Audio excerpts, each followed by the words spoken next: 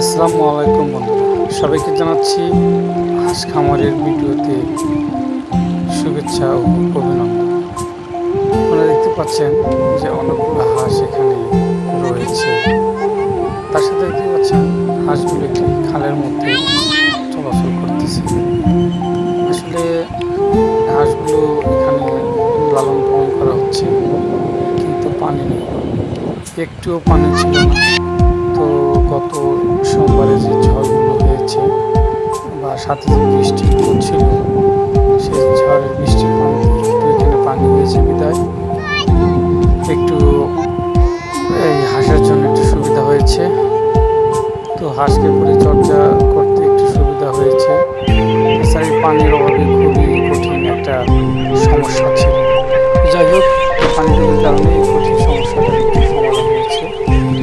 আর হাঁসকে খেতে দিচ্ছে, হাঁসের খাওয়ার উপাদান ছিল গম, ভুট্টা, ধান, আর হচ্ছে গিয়া ওই নারিশ এইগুলো মিক্সচার করে দিনে এখন 3 বেলা খাবার দেওয়া হয়, সকালে, দুপুরে আর হচ্ছে বিকেলে।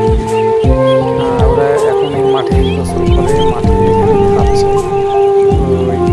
আপনারা দেখতে পাচ্ছেন যে মাঠ, এখানে বিশাল মাঠ আছে, ধানগুলো কেটে ফেলেছে, এখন মাঠ পুরোই ফাঁকা। আর একটু বৃষ্টি হলেই মাঠে গিয়ে ওরা খাবে, কিন্তু সেই বৃষ্টির অপেক্ষায় এখন রয়েছে। আর এখানে দেখতে পাচ্ছেন যে হাঁসগুলো একদম ডুবে ডুবে পানির নিচে যাচ্ছে। আর এই শামুক আছে, ওরা শামুক খাচ্ছে। আসলে হাঁসের সবচেয়ে প্রধান এবং প্রিয় খাবার শামুক। শামুক পেলে ওদের আর কিছু লাগে না। তো এই ছিল ভিডিওতে। সবাইকে ধন্যবাদ জানিয়ে এখানে শেষ করতে চাচ্ছি।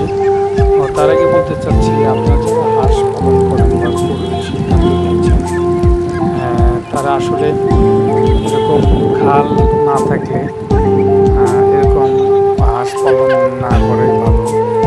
কারণ হাঁস হচ্ছে একদম পানির পোকা, যাকে বলে আঞ্চলিক ভাষায়। তো এই পর্যন্তই ছিল। ধন্যবাদ সবাইকে, ভালো।